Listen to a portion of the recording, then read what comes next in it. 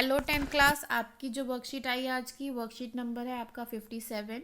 Topic है आपका प्रकाश का अपवर्तन। ठीक है, प्रकाश का अपवर्तन हम पढ़ेंगे। तो देखिए ये प्रोसेस क्या होता है, जब लाइट एक माध्यम से दूसरे माध्यम में जाती है तो जो उसका पाथ होता है यानी कि दिशा होती है उसमें कुछ बदलाव होते हैं और इस परिघटना को, ये जो पूरी घटना होती है इसको अपवर्तन कहते हैं। ठीक है, आप देखिए इसकी डेफिनेशन देख लेते हैं। जब प्रकाश एक माध्यम से दूसरे माध्यम में तिरछा होकर जाता है, ठीक है, तो दूसरे माध्यम में इसके जाने की दिशा में बदलाव हो जाता है और इस परिघटना को क्या कहते हैं, प्रकाश का अपवर्तन कहते हैं। प्रकाश की सबसे तेज चाल निर्वात में होती है। ठीक है, जो सबसे ज़्यादा स्पीड होती है लाइट की वो निर्वात में होती है, जिसको हम 3 × 10⁸ मीटर पर सेकंड से डिनोट करेंगे यानी कि दर्शाएंगे। अब अपवर्तन का क्या कारण होता है, अपवर्तन का रीज़न होता है प्रकाश की चाल में बदलाव, यानी कि जो प्रकाश होता है उसके पाथ में जो बदलाव होता है उस कारण प्रकाश का अपवर्तन होता है। आइए अब इसका डायग्राम देख लेते हैं। ये देखिए, कांच के आयताकार स्लैब में से अपरावर्तन, जो कांच की स्लैब है उससे कैसे अपरावर्तन होगा। ये देखिए एक जो लाइट है, ठीक है, ये लाइट हमने इस प्रकार डाली यहाँ पे, तो वो लाइट देखिए बच्चे क्या होगा, ये इस तरीके से लाइट गई, लेकिन वो अंदर जाके आप देखोगे ये थोड़ी तिरछी हो गई। ठीक है, ये जो डॉटेड है ये डॉटेड दर्शा रही है कि अगर लाइट इस प्रकार होनी चाहिए, लेकिन वो रियलिटी में क्या हुई, जो आपको डार्क लाइन शो की गई है ये वाली, वो इस प्रकार मूव की। ठीक है, तो ऊपर देखिए, ऊपर कौन सा माध्यम है, वायु, और अंदर कौन सा माध्यम है, कांच। ठीक है, वायु से कांच में जो प्रकाश का दिशा होती है वो किस प्रकार बदलती है आप इसमें देख लेंगे। आप देखिए इसको थोड़ा सा हम समझते हैं। आपने पहले भी पढ़ा था, इसमें आपतन कोण और निर्गत कोण के समान होता है। वही जो आपको दो लॉ थे वही लॉ है यहाँ पे भी। आपतन कोण निर्गत कोण के समान होता है। पार्श्व विस्थापन यानी कि कांच के स्लैब के कारण प्रकाश के मार्ग में क्या होता है, विस्थापन हो जाता है। पार्श्व विस्थापन क्या होता है, निम्न कारक पर निर्भर करता है। ठीक है, अब ये है ना कौन कौन से रीजन पे डिपेंड करता है, प्रकाश के अपवर्तनांक यानी कि कांच स्लैब, सेकंड है बेटा कांच के स्लैब की चौड़ाई। ठीक है, उसकी कितनी चौड़ाई है या किस चीज़ की स्लैब है इस पे वो डिपेंड करता है। अब देखिए प्रकाश अपवर्तन के नियम क्या होते हैं।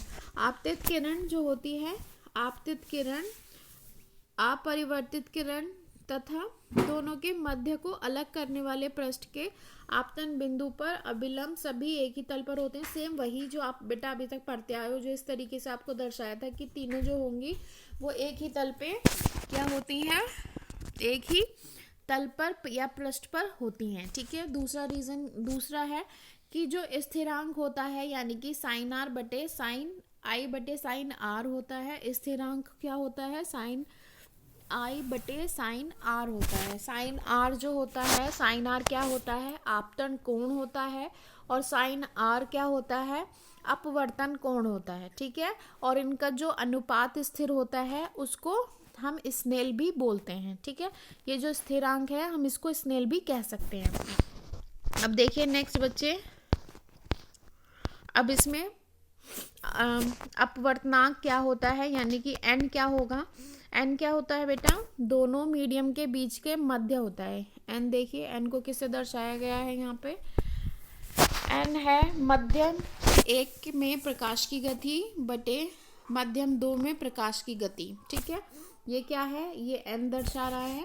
अब नेक्स्ट है निरपेक्ष अपवर्तनांक, यानी माध्यम 1 वायु या निर्वात है तथा माध्यम 2 अपवर्तनांक निरपेक्ष है। तो देखिए उसको किससे डिनोट करेंगे, वायु बटे, ये देखिए इसको हम करेंगे एन क्या हो गया, सी बटे वी, यानी कि निर्वात में प्रकाश की गति और मध्यम में प्रकाश की गति।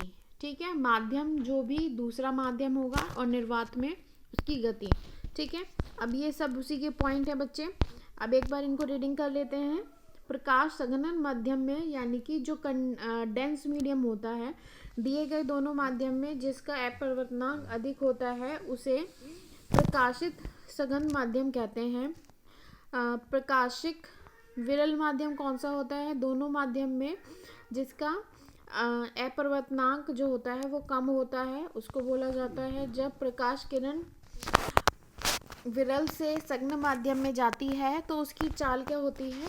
कम हो जाती है। ठीक है, यानी कि जब वो डेंस में जाती है तो वो कम हो जाती है। जब प्रकाश किरण जो होती है वो सघन से विरल में जाती है तो उसकी चाल अधिक हो जाती है। ठीक है, ये इसके पॉइंट्स हैं। एक लास्ट पॉइंट है इसका, जब तक ज्ञात पदार्थों में हीरा का अपवर्तनांक सबसे अधिक है, यानी कि जितने भी अभी तक नोन है उसमें जो डायमंड का है वो है 242। अब देखिए नेक्स्ट है बच्चे इसके क्वेश्चन आंसर। क्वेश्चन में देखिए फर्स्ट है आपका, यदि कांच का अपवर्तनांक जो है वो कितना है? 1.5 है और तथा जो C है, ठीक है, वो कितना है? 3 × 10⁸ है, तो कांच में प्रकाश की चाल कितनी होगी? अब आपको अपवर्तनांक जो है वो गिवन है, ठीक है, और आपको क्या दिया गया है? C गिवन है। अब देखिए इसमें n क्या है बेटा? यहाँ पे अपवर्तनांक होता है। आप इसमें कौन सा फॉर्मूला लगाएंगे? आप इसमें ये वाले फॉर्मूला लगाएंगे। ठीक है, आपको n इसमें गिवन है, क्वेश्चन में C गिवन है, आपको V पूछा गया है। ठीक है, ये आपका फर्स्ट का आंसर हो जाएगा। नेक्स्ट है प्रकाश अपवर्तनांक के नियम लिखिए। ठीक है, ये नियम कहाँ से लिख दोगे आप? यहाँ पे आपके सारे नियम गिवन है, ये आपके नियम है, ये आपका सेकंड का आंसर है। थर्ड देखिए, थर्ड में है कांच की स्लैब द्वारा प्रकाश के, ये आपको डायग्राम ड्रॉ करना है इसमें, ये वाला, ये आपका थर्ड का आंसर।